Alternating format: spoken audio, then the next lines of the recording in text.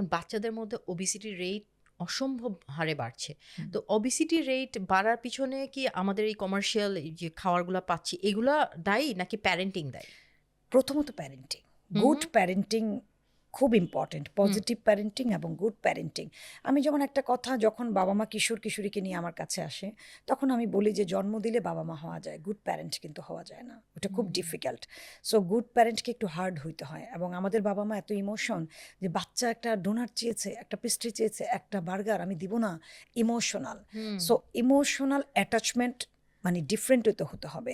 বাচ্চা আমার কাছে চেয়েছে, আমি খুব ইমোশনাল হয়ে আমি খেতে পারিনি জীবনে, আমার বাচ্চাকে দেই, এই ইমোশনটাই টক্সিক লাভ আমি মনে করি।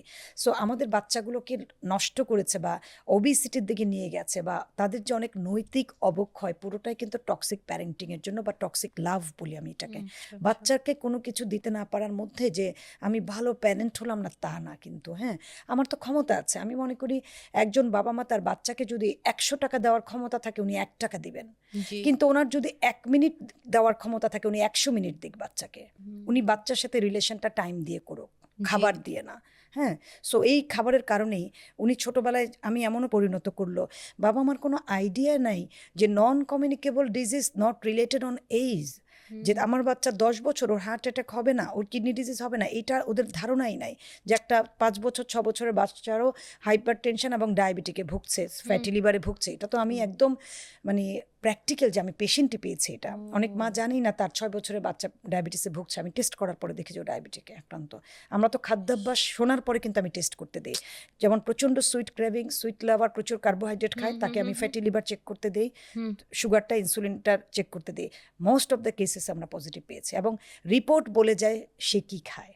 আপনার রিপোর্ট বলে দেয় আপনি কি খান।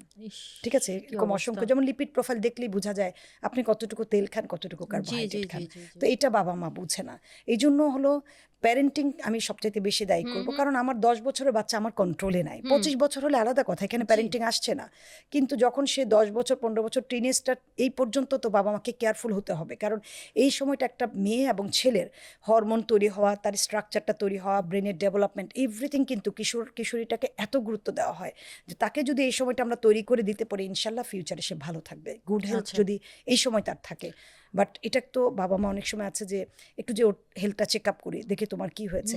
তো অনেক সময় চেক আপের পরও কিন্তু বাচ্চাকে বললে বাচ্চা বোঝে। আমি জি জি জি বাচ্চারা বুঝে। আর আজকাল স্কুলে অনেক অ্যাক্টিভেশন করা হয় যে হেলদি ফুড এই সেই নিয়ে, কিন্তু বাসায় করা হয় না।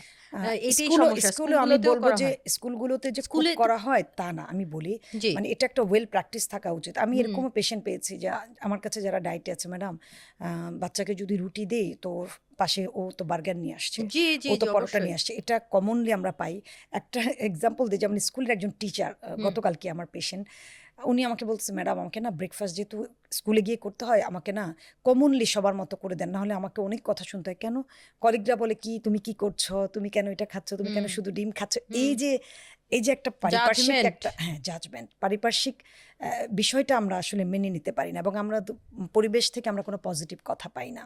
সো স্কুলগুলোতে যেটা হবে, স্কুলের tiffin should be healthy. So আমি যদি বলি যে তোমার এই সমস্যা হবে, রোগ হবে, এটা সেটা হবে, এগুলো তো আসলে বাচ্চারা বুঝে না। ওদের দরকার হচ্ছে প্রথম থেকেই সেই প্র্যাকটিসটা তৈরি করা। না, বাসার টেবিলটা এমন হতে হবে যে অনেক মা, যে বললাম যে খাবারটা দেওয়ার পরে বাপ্পা খাচ্ছে না, মাছ খাচ্ছে না, তো সাথে সাথে মুরগি রান্না করে রান দিয়ে দেয়। হ্যাঁ, আমার বাচ্চা মুরগির রানটা খায়, কমনলি আপনি এটা দেখবেন। আমি বললাম বাচ্চা মুরগির রানটা কিভাবে চিনেছে, আপনি তো দিয়েছেন, আপনি কেন অপশন দিলেন? সো আমরা ছোটবেলায় কিভাবে বড় হয়েছে, আমার মা রান্না করার পরে কি আমরা বলতে পেরেছি যে আম্মা এটা খাবো না, তুমি ওইটা রান্না করো? নো, টেবিলে যেটা দিয়েছে এটা খাইলে খাও, না খাইলে নাই। হ্যাঁ, সো সলভেন্ট ফ্যামিলিও এইভাবেই বড় হয়েছে, আমরা এই প্র্যাকটিসটাই পেয়েছে। তো তখন দেখা গেছে এই যে আমাদেরকে অপশন দেয়নি, ক্ষুধা লেগেছে আমরা কিন্তু সেটা খেয়েছে। এখনকার কোনো মা বাচ্চার ক্ষুধা লাগবে, কাঁদবে, ওয়েট করবে, এই পর্যন্ত উনি ওয়েট করে না। আমার কাছে এসে বলে আমার বাচ্চা না নিজ থেকে খাবার চায় না, মানুষের বাচ্চা এইভাবে খায়।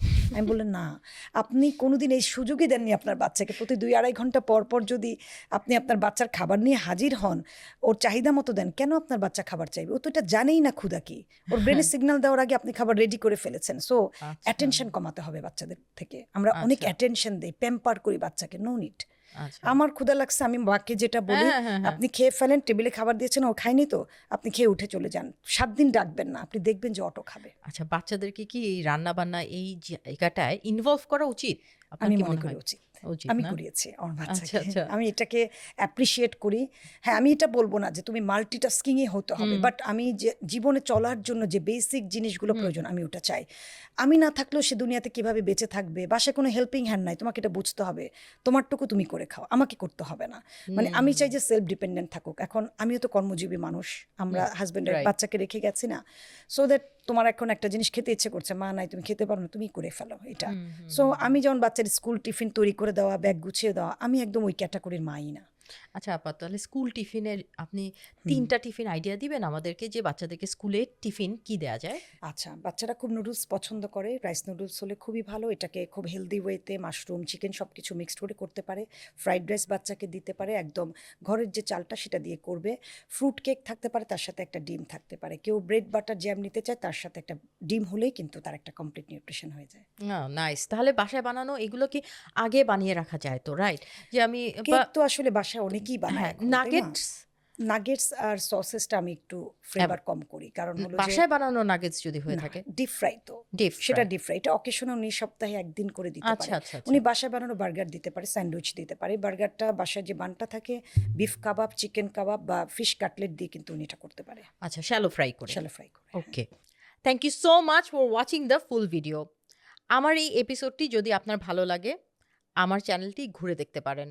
এরকম ইনফরমেটিভ আর ইন্টারেস্টিং পডকাস্ট কিন্তু আমার চ্যানেলে পেয়ে যাবেন। চ্যানেলটি সাবস্ক্রাইব করতে ভুলবেন না এবং আমার সাথেও থাকতে ভুলবেন না। Thank you.